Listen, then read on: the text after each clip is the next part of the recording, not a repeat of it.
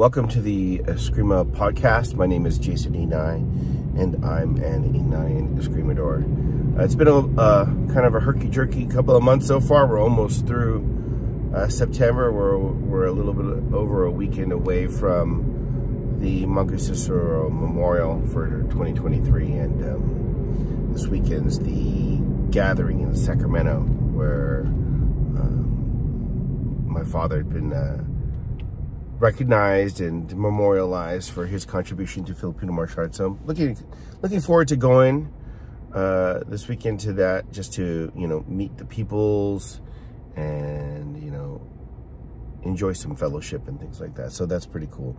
I'm pretty excited about that. But classes, seminars, or whatever lessons in the last week or so have been pretty interesting. You know, I just got back from Milwaukee, as I mentioned in my last podcast, but also had some private lessons here and there. A little young girl who just wanted a few lessons just to be ready for, you know, be able to participate in class, and then my group class, and I had another private lesson with a different young lady who's a little bit older and who's been training with me consistently, relatively speaking, for quite a bit of time. And that she wants to get better, and you know, the reality is that she uses, or rather her parents have me teaching her so that she can learn a little bit of emotional control and also be stimulated beyond what she's already learning in her martial arts classes. So that's fun. It's nice to work with an open and fresh mind, I guess you might say. It's different than teaching someone who has some preconceived notions. In some ways it's easier, in some ways it's more difficult, but I'm lucky to be able to do that. The thing that I really want to talk about is Tuesday night's class. So Tuesday night is a small class. There's a lot of, you know, back to school going on and some injuries in the school. So we had a smaller class on Tuesday than normal. So, and most of the guys had been training for at least a couple of years, as opposed to some of the people that are barely at a year or under a year. So we worked on something that I had begun developing, I don't know, maybe in 97 or 96. And it stems from this idea that if I were to do boxing, I'd spend most of my time on footwork and punching.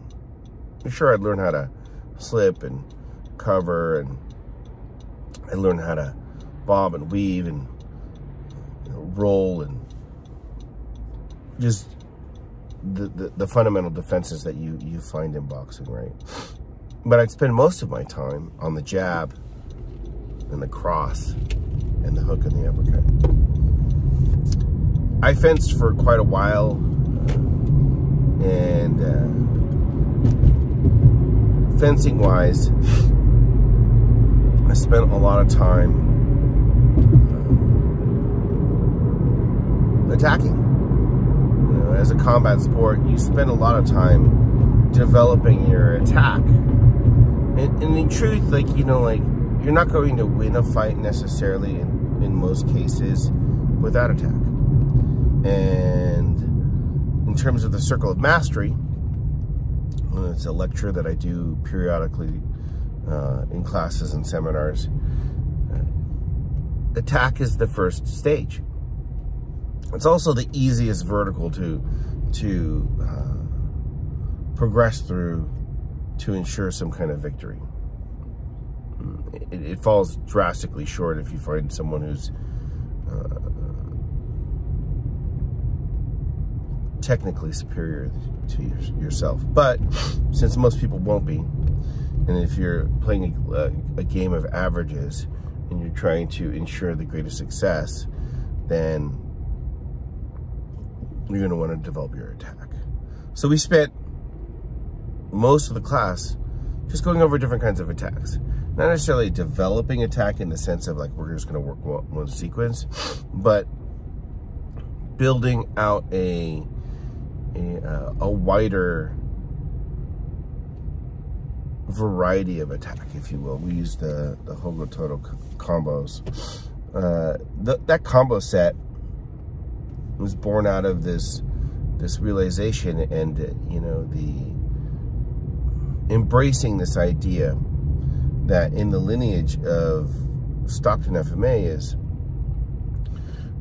Villabraile Cully, right? And it's an amazing art. It's in many ways considered the sister art, or relative anyways, of Serrada Eskrima, given the closeness of Felicissimo de Zone and Villabraile. So,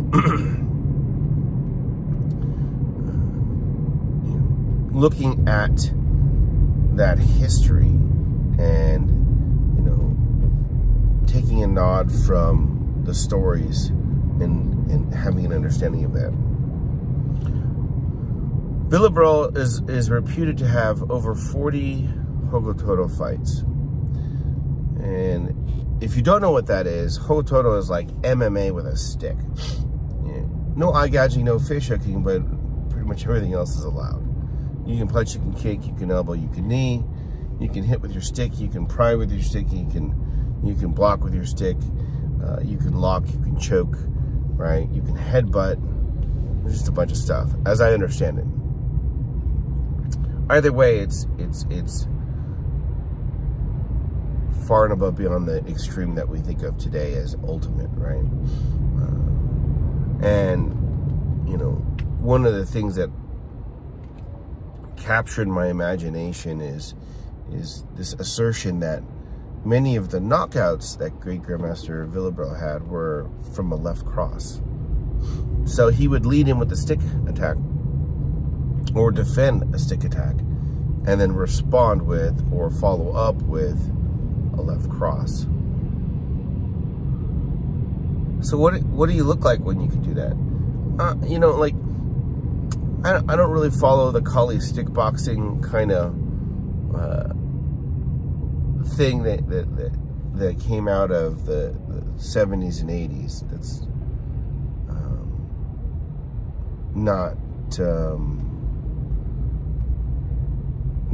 not where I resonate, I guess is the best way to put it.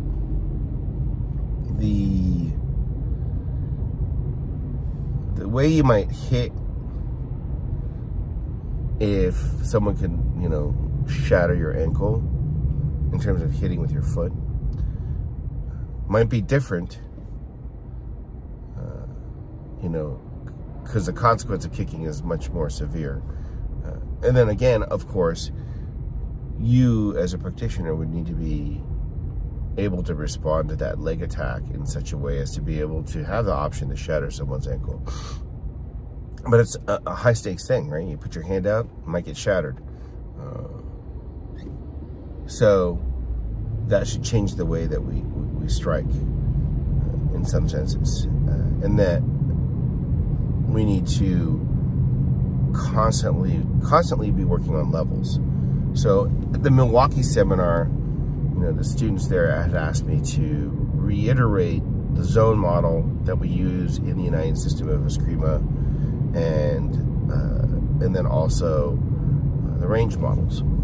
So I didn't really go over the range models. It's a very drawn out discussion, and if we're using it as a backdrop to teaching, it'll consume a whole day if I'm teaching with any kind of thoroughness, right?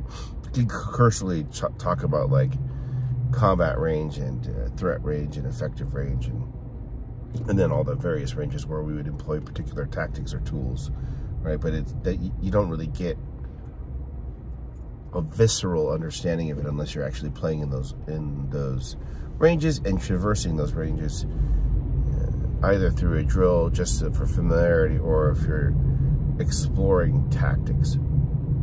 In any event, the teaching in Milwaukee covered more on the zone model and cursorily on the proximity or range model. and we talked about levels. But just to say, like, in terms of geometry, right? Like, I have an X, Y, and Z axis that I can move on, or attack on, or act on against my opponent or opponents, right? So, you know, if we're going to start using every tool possible, your fist, your hand, which is different, right? Your elbow, your forearm, your arm in general, your shoulder, headbutt, your knee, your shin, your foot, your heel of your foot, right? Maybe even thigh attacks, if you will, striking with the side of your knee or thigh in certain senses. Back of the thigh if we're talking about throwing, right? Or sweeping. If we're talking about the use of the tip of the stick, the middle of the stick, the puño, right? And we're talking about single hand grips and double hand grips of various kinds. And you're gonna put your foot out, or you're gonna put your hand out. It behooves you, if the other person's doing the same thing, to change levels.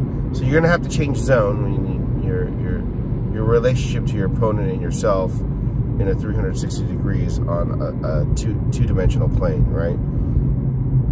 As well as constantly changing your proximity so that you can facilitate shorter tools, longer tools, etc. And you can use range to mitigate the different tools that your opponent may be able to apply or would apply to you. It just becomes more interesting.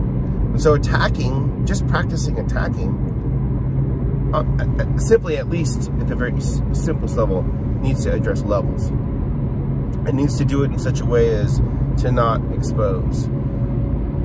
This thing that I've been just recently saying is to expand is to expose, which is to say, in most cases, if I'm going to attack, I need to reach out, I need to expand.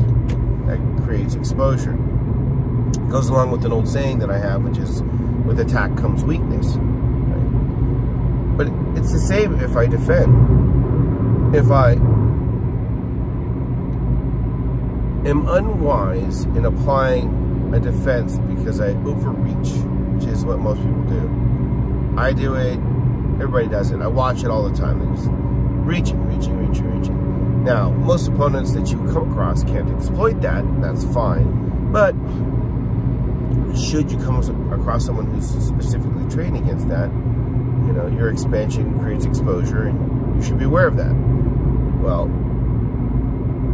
if I get you to expand in different directions and over-allocate your resources, right, as a tactic, I can attack relatively safely. Now, I explained on Tuesday night, normally the way that we learn this is we learn this through teaching Cerrada, at least in the United system of Eskrima. And we learn it through specifically feeding sequenced attacks and unsequenced attacks, random attacks, to each other through different drills and exercises, building out reflexes, right? Something that, if you know about Cerrada, you know it's known for. There's at least in the Anine lineage in general, and then first generation Cerrada, we're talking about 1960s, 1970s Cerrada, right? There's a derisive opinion for the over-reliance of pattern training. And some people are like, oh, pattern, and then they see you do a pattern. Whatever, right? Like, I personally, participating in other FMA programs, have a hard time doing their, you know, what they call flow spar, or they call sombrada, actually. It's kind of like flow spar and Cerrada, but like, it's this heavily sequenced thing. I don't do so well. I don't do so well following it. I'm always deviating, which not being a very good student, right? But at the same time, I've already gotten to the point where if we subscribe to the idea of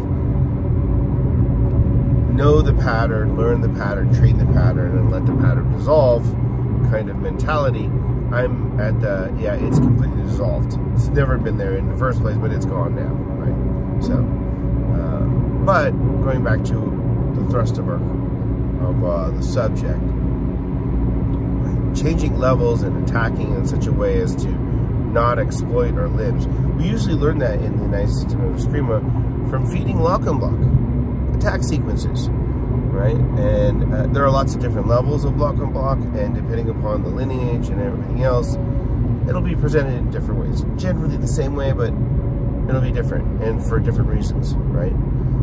So, or at least trying to achieve different goals, right? So, we covered attacking with that as the backdrop, with that as the thought or the idea, the understanding.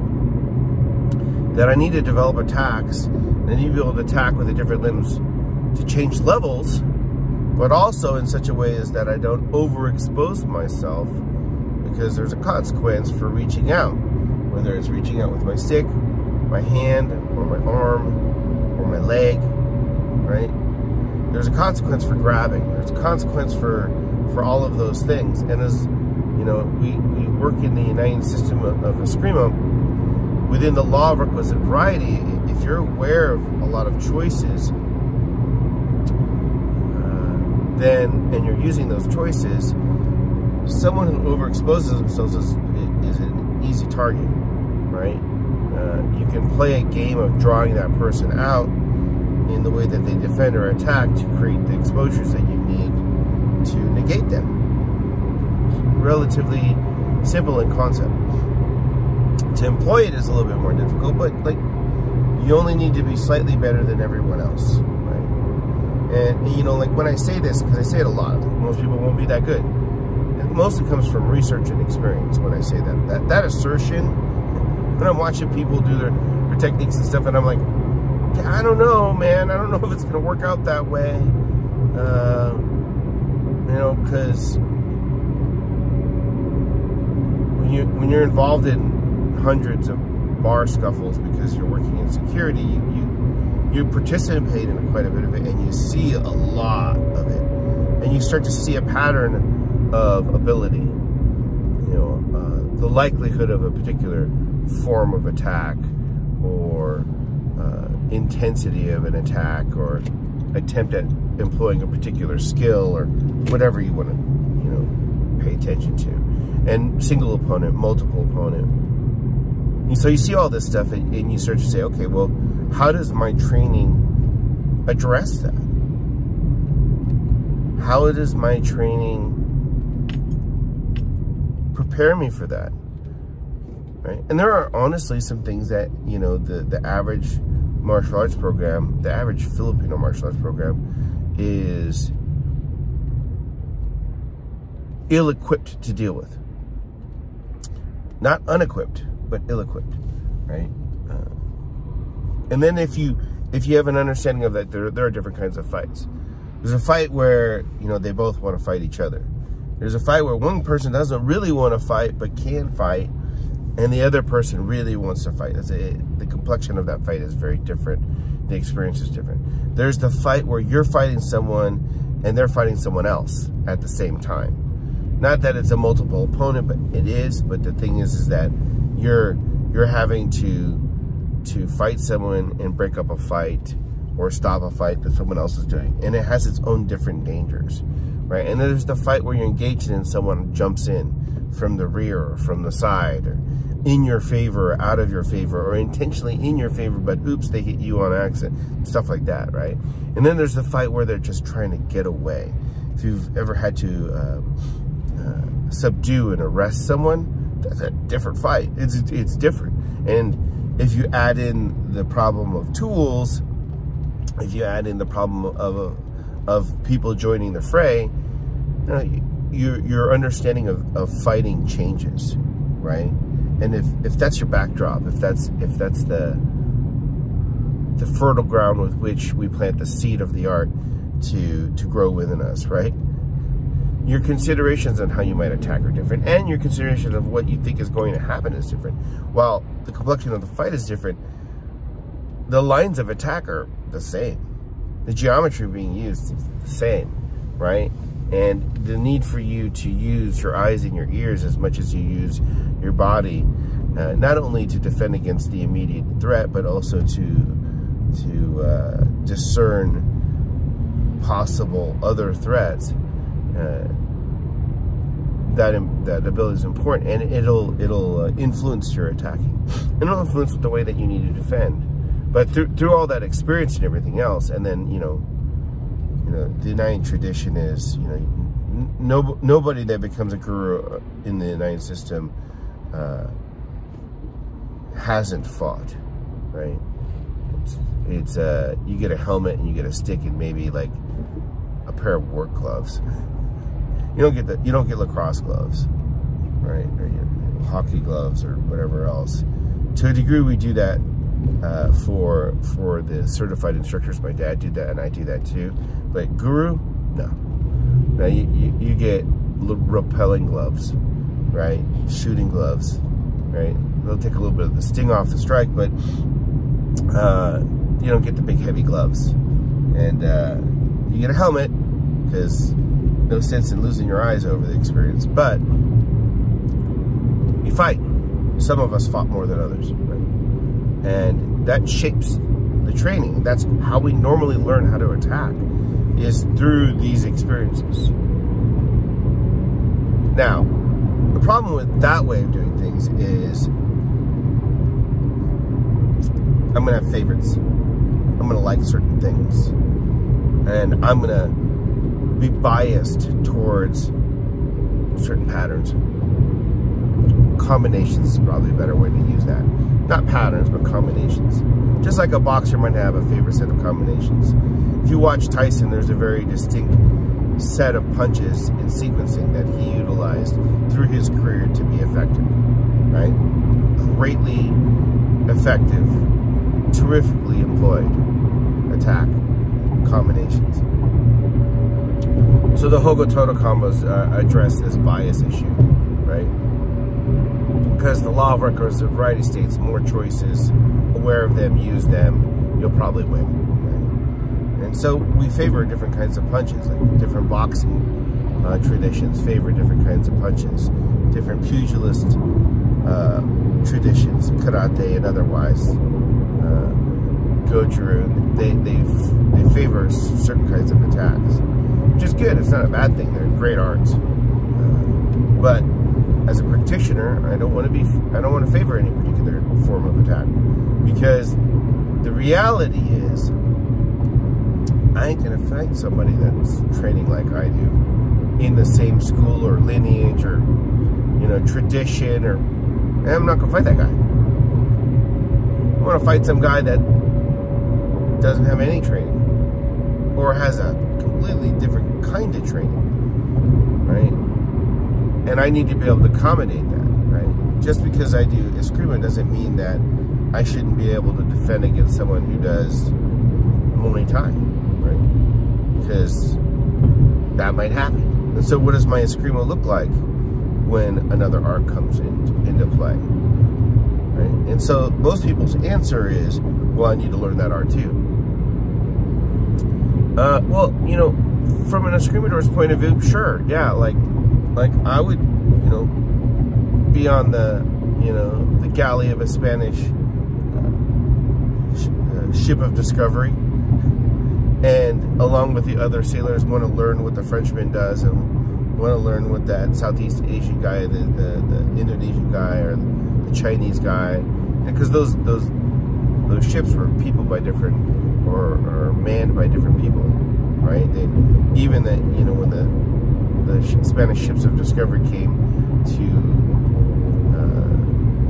Los Hilos de los Pintados, the island of the painted people, which is what the islands were called before they were dubbed the Philippines, right? I would want to learn everything, because it would behoove me to know all those things, understand them, see them, learn them. But not for the sake of learning a completely different system. And I wonder if the term system is applicable during that time. Maybe for some. Now it's every FMA organization or class is a system. I don't think that's necessarily the truth. Then, you know, I have this assertion that the Escrimadores of that era knew their Eskrima probably a lot better than we would know it today. In the sense that they used it. Life and death used it. So what they knew worked because they'd done it, right? My dad often had this saying that, you know, all mistakes die on the battlefield. Any technique that you receive now has gone through the crucible, if you will, to be the irreducible and the essential. But people of today know a lot of Eskrima, a lot more Eskrima than in terms of all the different styles and methods and things like that. And then, you know, like some of the Eskrima that we know today is modern. Not just modern or niche, right? But like Balintawak is a really good example of a very popular style. It has its strengths. And at the same time, it's a relatively new art, right? It's not an art that reaches back. It's based upon Saavedra and Cañete methods of Filipino martial arts, but it's Anchong Bakon, and it's heavily influenced by the terrain with which, or the venue with which he was teaching. Right? It changed the way that they did things. And is a great addition to Filipino martial culture. But it is new. It is young and different, right? And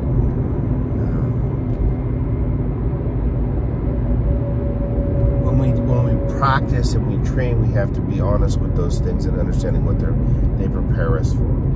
If you want to learn how to trap and counter trap, there's several Filipino martial arts systems or styles I can think of that do that. And the most popular one, and certainly the most sensational in presentation, is Balintawak, right? But they attack different. Going back to the kind of the thrust of the conversation today, there's a different way of moving. They have a different way of striking. Right? And it's very much outside of what is the common thing, right? So, commonly speaking, right, when we look at all those strikes, whether they want to fight us, they're fighting someone else, or they're just trying to get away, or they're jumping in, what am I likely to deal with? You know, developing attack, developing a defense, and learning that expansion brings exposure, right? We want to develop our training alongside that. So on Tuesday, we're talking about these things, and you know, the value that some of the students come up with is like, you know, I need to work more on my kicks, right? Or you know, it's good to put all the things together in different ways, right? And also, you know, they come to realize that, you know, they really overemphasize a particular kind of attack out of a bias, right? And what was unconsciously biased is now consciously biased, and we can fix that. We can say, okay, that's a strength, you're good at that. What else can we do to mitigate exposure and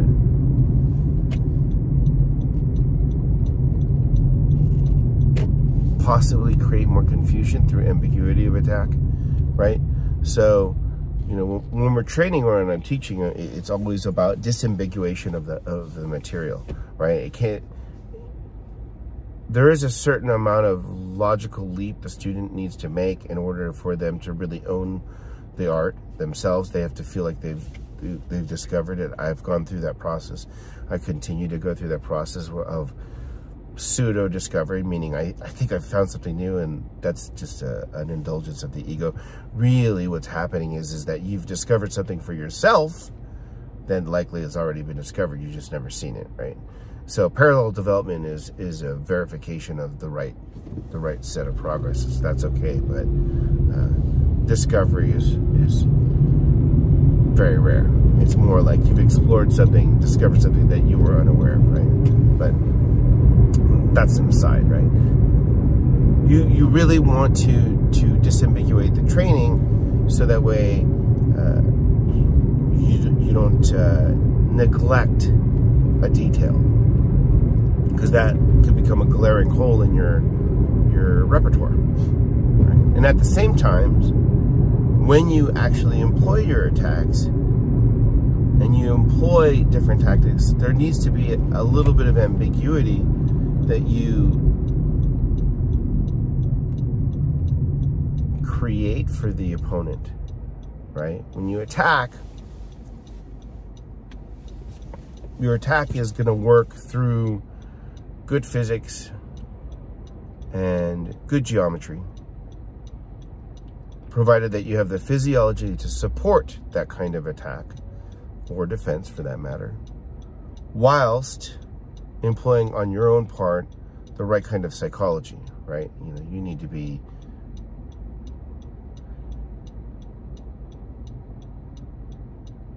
deliberate and confident in the things that you employ, right? And at the same time, for the psychology of your opponent, there needs to be some ambiguity. They need to be uncertain as to what you're doing, at least for part of it, right? One of my favorite sayings from a martial arts movie, Jackie Chan movie, is martial arts is the art of deception. To a degree, yes, definitely, right? So all of these come into play as you develop your attack. And as you develop your attack, you may not need your defense. You could lead the fight on defense, but you'd have to be much better, and it'll take much longer.